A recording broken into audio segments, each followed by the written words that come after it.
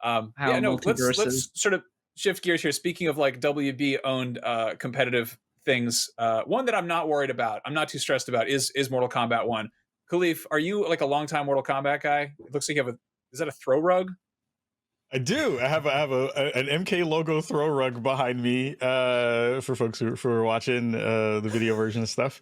Yeah, I'm a huge MK fan, and one seeing the MK1 was now going to be a thing after waiting for Netherrealm to talk about their latest kind of iteration of the universe and the game had me super excited before I got a chance to get hands on with it. But then when I got hands on with it, it was just the thing that I want the most at this point. I'm biding my time by playing Street Fighter 6 right now and waiting for MK1 to drop, because what they're doing from a visual perspective is really fresh and new, just feels like really bright and vibrant in a way that is kind of changing the way you think about Mortal Kombat from an aesthetic perspective. You know, they've leveled up what they do from a just like character animation perspective as well. Looks really, really fantastic. And then the cameo system that they've implemented, which I think is changing the way we think about Mortal Kombat from a fundamental gameplay perspective, is just going to be really brilliant. Like I was talking about this in my post SGF content, was saying like this Mortal Kombat is going to be the swaggiest of all of the Mortal Kombats. It is going to be the one where people, when you watch this at a big fighting game competition like Evo, that's coming up pretty soon, is going to just have the crowd wild at every turn. I think, you know, having these new assist characters come in that you knew and love from being within the games, and then them being everything from a combo extender to an air juggle component to something that'll break up throws. It just changes up so many different ways that you are thinking about the way you can play Mortal Kombat, and it's just going to be really cool to see not only how some of the best players learn how to use these kind of assists and kind of, you know, implement them within their gameplay, but then who are those assist characters going to wind up being? I know they talked about, you know, Jean-Claude Van Damme being a skin for Johnny Cage, but who are going to be, you know, the new combatants that are going to come in, and who are the old folks that are going to come back as new characters or combo characters? I am just infinitely excited for that, and after getting a chance to play it, it just made my hype levels just grow even more. So I'm ready and I'm waiting for that bad boy to come out. Yeah, this game, I mean, Mortal Kombat is such a known quantity, but at the same time, this one really managed to pique my interest. And the Mm-hmm. fact that it's a reboot helps, but it does feel like it got a kind of a refresh visually. And I can't really put my Uh-huh. finger on what exactly about it is that. I think it is a lot. It's a lot brighter. Like it feels like Uh-huh. it's a lot Mm. more A little kind of more unabashedly cartoony, colorful. maybe. Yeah, yeah. But it's cartoony, but with it's got, I feel like, more realism in different areas, if that makes sense. Like the Yeah. costumes look more like real costumes. Like Sonya Blade's outfit looks like a photorealistic version of her outfit from the first game, which isn't Mhm. particularly something that someone would actually wear, but it works. It looks right. And I mean, same with Kate. And none of the physical fatalities or the things that actually. I mean, the I feel like the bone structure and general logic of how human bodies work in those games, that's not even up for discussion. That is not realistic by a long shot. But I don't know. I love that when the assists come in, when the cameos come in, I love that they just run, and it's not like a super Yeah. cool run. It like looks like a stagehand or like a roadie coming out to swap guitars. Like it's just this, and it has the same kind of dorky run that like the old Mortal Kombat games had when somebody would run, where it's like they're just this little jog, and it's something really charming about that for me, which I'm into. The thing that stuck out Yeah. for me, the one little detail in that whole demo, which is exactly how weird my brain is, in the character select screen, uh, Kano just like casually blows a snot Uh-huh. rocket, and Yes, I'm like, he That's does. Kano. That's my guy. Uh-huh. That's Kano being himself. He sucks. He's a jerk. He's terrible. He's a horrible, Yeah. disgusting man, and I love it. I'm totally there for it.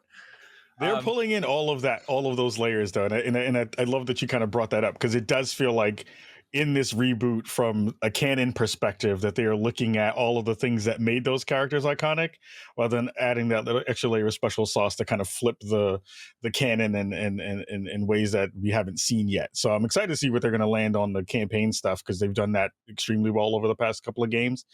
And now we get a chance to see like how they flipped those things on its head, and Kano is still a jerk. So those things are consistent across the universe.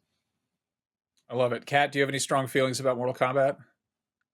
The thing that I find interesting about Mortal Kombat is that it's kind of the fighting game for the people.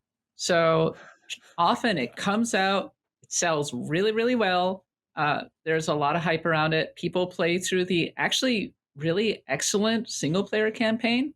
I think that's where it really stands out, is that frequently it has just a better single player campaign than virtually any fighting game that is out there. But then Mortal Kombat frequently struggles to have staying power at the major fighting game events. So this is going to be, so when it comes out, and it's at the next Evo, it's going to be an interesting test. So obviously it won't be out this summer, but maybe next year. It'll be an interesting test to see whether it has a lot more staying power, because it has a really dedicated community. People absolutely love Mortal Kombat. But what always stands out to me is it's a little bit like the Call of Duty of fighting games in a way, in that there is a huge contingent of people who just buy it, play through the campaign, maybe play with their friends and go, wow, that was a lot of fun, Ooh. and then move on with their lives. On the flip side, as bold Khalifa words, was saying, there's a whole podcast dedicated to Mortal Kombat lore. So this rabbit hole goes deep, so to speak.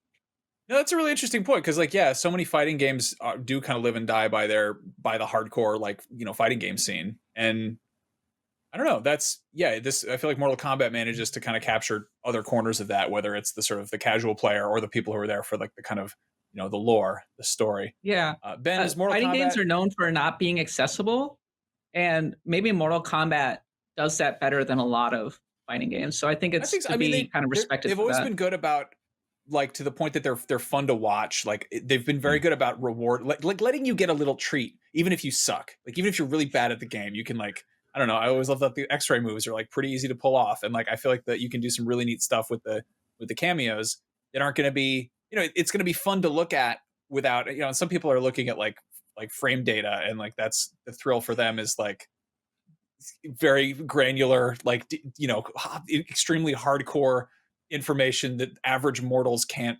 comprehend. But, like, I don't know, it works on two levels, and I think that's cool. Ben, Mortal Kombat thoughts?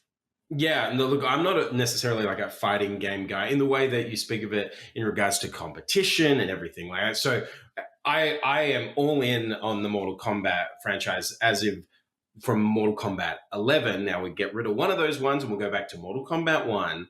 And this is really feels more like it doesn't stay as close to those fighting game traditions where it is built around that competition, rather than it feels like a AAA single player game so much of the time, and that's where it's elevated through the story, through its cinematics.